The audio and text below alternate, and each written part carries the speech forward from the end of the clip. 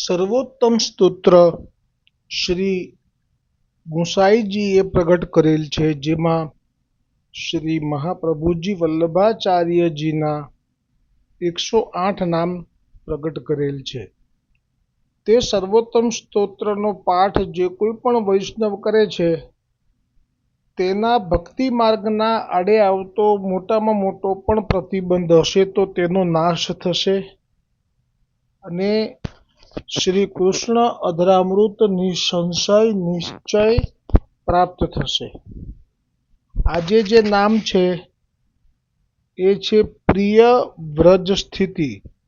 આ નામ ઉપર હવે શ્રી ગોકુલનાથજી વ્રજ ભાષામાં વર્ણન કરતા કહે છે, या को अर्थ अब कहत है, जो श्री महाप्रभु जी वल्लभाचार्य जी को व्रज अत्यंत प्रिय लागत है, सो कैसे जानी जाए.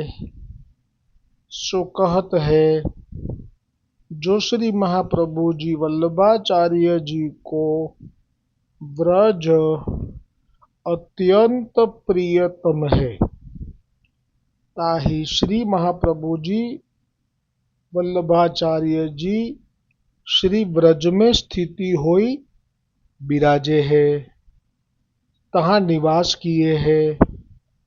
अरु जो श्री महाप्रभु जी वल्लभाचार्य जी को व्रज प्रिय नहीं हो तो सदा सर्वदा व्रज में निवास करी विराजते नहीं है.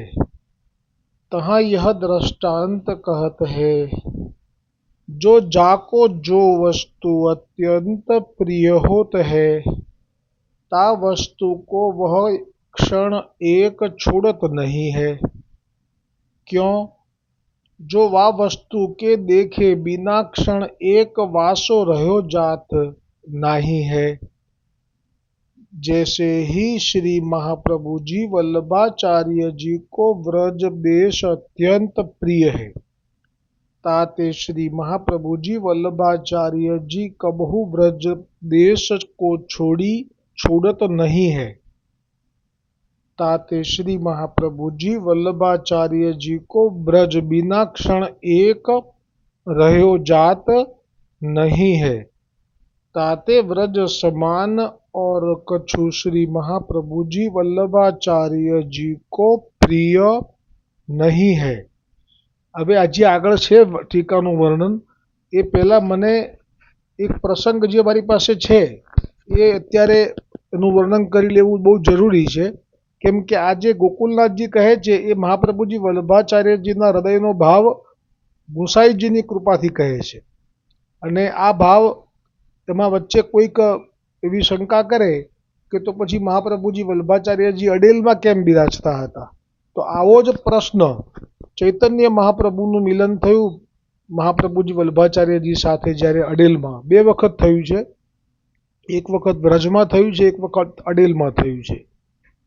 તો જે અડેલમાં થયું તે વખતે અડેલમાં કેમ થયું, તો ચૈતન્ય મહાપ્રભુ આપ જઈ રહ્યા હતા જગન્નાથપુરીથી વ્રજ તરફ અને માર્ગમાં અડેલ આવ્યું અને આપને મહાપ્રભુજીને મળવું એવો આપનો મનોરથ થયો. એ વખતે જે સંવાદ થયો છે એમાં આ જ વાત પૂછી છે. એ સંવાદ હું અત્યારે લઉં છું, પછી આપણે આગળની ટીકાનું વર્ણન લઈશું. હવે આજે ચૈતન્ય મહાપ્રભુજી વલ્લભાચાર્યજી સાથે જે અડેલમાં મિલન થાય છે તે શ્રી વલ્લભ દિગ્વિજયમ જે ગ્રંથ છે તેમાંથી જ પ્રાપ્ત થાય છે, એટલે એમાં કોઈ સંશય જેવું નથી. એક વખત શ્રી કૃષ્ણ ચૈતન્ય બંગાળથી શ્રી વૃંદાવન જઈ રહ્યા હતા. એટલે જગન્નાથપુરી બોલ્યો પણ બંગાળથી, જો કે બંગાળમાં જ છે. ત્યારે માર્ગમાં અડેલ આવ્યું, તેથી શ્રી મહાપ્રભુજી પાસે અડેલ આવ્યા. તે સમયે શ્રી મહાપ્રભુજીએ આપના વહુજી શ્રી મહાલક્ષ્મીજીને કહ્યું કે શ્રી કૃષ્ણ ચૈતન્યને પ્રસાદ લેવડાવો. ત્યારે શ્રી મહાલક્ષ્મીજીએ કહ્યું કે શ્રી ઠાકોરજીને રાજભોગ આવી પણ ગયો છે, અનુસર પણ થઈ ગયો છે, અને હવે જે મહાપ્રસાદ હતો એ જે વધેલો હતો તે પણ વહેંચી દીધો છે. એટલે કે છેવટે ગાયને પણ લેવડાવી દીધો હશે એ રીતે. આ સાંભળીને શ્રી મહાપ્રભુજીએ અનિવેદિત સામગ્રી, એટલે કે જે પ્રભુ માટે હોય પણ હજી ધરી ન હોય એમાંથી અંશખડી એ શ્રી ચૈતન્ય મહાપ્રભુજી એટલે કે શ્રી કૃષ્ણ ચૈતન્યને ભોજન કરાવ્યું. આ જોઈને મહાપ્રભુજીના એક વૈષ્ણવ સેવકને શંકા ગઈ. ત્યારે તે વૈષ્ણવની શંકાનું સમાધાન કરતા શ્રી મહાપ્રભુજી વલ્લભાચાર્યજીએ કહ્યું કે શ્રી કૃષ્ણ ચૈતન્યના હૃદયમાં સાક્ષાત શ્રી કૃષ્ણ બિરાજે છે. હવે શ્રી કૃષ્ણ ચૈતન્યએ શ્રી મહાપ્રભુજી વલ્લભાચાર્યજીને કહ્યું કે આપણું સર્વસ્વ તો વ્રજ છે, પરંતુ આપે આપનું નિવાસસ્થાન વ્રજથી દૂર છેક અહીંયા અડેલ કેમ રાખ્યું છે? ત્યારે શ્રી મહાપ્રભુજીએ જવાબ આપ્યો કે અમને વ્રજ લીલાનો વિયોગ છે, તેથી વ્રજ લીલાના વિરહ સંબંધી તાપના ભાવની વૃદ્ધિ થાય તે હેતુથી વ્રજથી દૂર નિવાસસ્થાન રાખ્યું છે. તાપ સંબંધી ક્લેશ ભોગવ્યા વિના ભગવદ પ્રાપ્તિ સંભવ નથી. આ વચન સાંભળી શ્રી કૃષ્ણ ચૈતન્યે પોતાના સેવકોને કહ્યું કે આ શ્રી કૃષ્ણના શ્રીમુખના વચન સિદ્ધાંતરૂપ છે, તેથી જ શ્રી કૃષ્ણ વલ્લભાચાર્ય રૂપથી પ્રગટ થયા છે, અને તમે પણ શ્રી વલ્લભાચાર્યજીને શ્રી કૃષ્ણ જ સમજો. આ વિષયમાં પોતાના મનમાં કોઈ પણ પ્રકારની શંકા ન રાખતા. આ પ્રસંગ શ્રી વલ્લભ દિગ્વિજય ગ્રંથમાંથી પ્રાપ્ત થયેલ છે. એટલે કે જે મહાપ્રભુજી વલ્લભાચાર્યજીનું એક તો આ અડેલમાં જે આપે નિવાસસ્થાન બનાવ્યું તેનો પણ સંદેહ અહીંયા નિવૃત્ત થાય એ હેતુથી જ મેં આ પ્રસંગનું વર્ણન અહીંયા લીધું છે. હવે બીજો પણ સંદેહ એ તો શ્રી ગોકુલનાથજીએ જ વર્ણન કર્યો છે. કહ્યું છે કે કોઈ પૂર્વ પક્ષ કરે જો બ્રજ કો છોડી કે પૃથ્વી પરિक्रमा के मीस ते श्री महाप्रभुजी वल्लभाचार्य जी विदेश आदिक में पधारे हैं, तब ब्रज बिना कैसे रह सकत है? या भांति सो कोई पूर्व पक्ष कहे तहाँ अब कहत है, जो श्री महाप्रभु जी वल्लभाचार्य जी जो व्रज देश छोड़ी के पृथ्वी परिक्रमा करणार्थ विदेशादिक में जात है, सो तो कछु पृथ्वी परिक्रमा के पुण्यार्थ तीर्थार्थ अरु तीर्थ के पुण्यार्थ तथा द्रव्य उपार्जनार्थ नहीं पधारत है, सो कहते जो आप तो श्री पूर्ण पुरुषोत्तम स्वरूप है, सकल पृथ्वी के सौभाग्य रूप है, अरु सर्व तीर्थ जिनके चरण कमल में आश्रित होई स्थित है, अरु साक्षात श्री महालक्ष्मी जी के पति है, ताते काहू बात की अपेक्षा श्री महाप्रभु जी वल्लभाचार्य जी को नहीं है।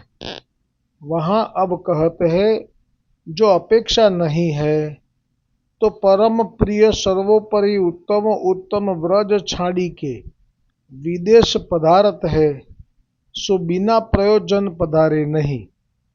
हाँ, अब कहत है जो श्री महाप्रभु जी जो परम अलौकिक व्रजधाम छाड़ी के विदेश पधारत है, ताको प्रयोजन यह है जो साक्षात श्री पूर्ण पुरुषोत्तम स्वरूप श्री महाप्रभु जी वल्लभाचार्य जी आप भूतल पर प्रगट भये है, सो अनेक कार्यकरण के अर्थ प्रगट भये है। એટલે હવે કયા કયા કારણથી આપ બધે જતા એનું કારણ કહે છે. સો પ્રથમ તો કલિકાલ દોષ તે દૈત્ય સો બ્રાહ્મણ આદિ પ્રગટ હોય કે જે બ્રાહ્મણો છે એ પણ દૈત્યથી પ્રગટ થયેલા છે શરીર બ્રાહ્મણનું પણ મૂળમાં દૈત્ય સ્વભાવ છે. હોય કે मायावाद को मिथ्या झूठो बाद अपनी युक्ति करी प्रगट करी शुद्ध वेद मार्ग भगवद धर्म रूप ताको उच्छिन्न किए है। ताते श्री महाप्रभु जी वल्लभाचार्य जी आप पृथ्वी परिक्रमा के मिस करी साकार ब्रह्मवाद को स्थापन करी पुष्टि भक्ति मार्ग प्रगट करी पुष्टि मार्गीय दैवी जीव ચારો ખૂંટ પૃથ્વી में પ્રગટ ભય है।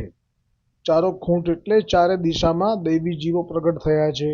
ગોવર્ધનનાથજીએ જે આજ્ઞા કરી છે એ માટે થઈને કહે છે કે તિનકો અંગીકાર કરણાર્થ તથા વિપ્રયોગ રસમાર્ગ પ્રગટ કરણાર્थ आप विदेश पधारी श्री प्रभु जी को वियोग करी विरहानुभव करी अनेक ग्रंथ प्रकट किए हैं। એટલે કે આ જે ગ્રંથો પ્રકટ કર્યા છે જ્યારે વિદેશમાં હોય ત્યારે એ પ્રમાણ છે કે આપને વિદેશ તો જવું પડ્યું આ માયાવાદીઓ માટે વૈષ્ણવોનો અંગીકાર કરવા માટે વગેરે इत्यादि अनेक अलौकिक कार्य कारणार्थ आप ब्रज छोड़ी के विदेश में पधारत है। ताते विदेश में पधारी के मन ब्रज में सदा राखत है।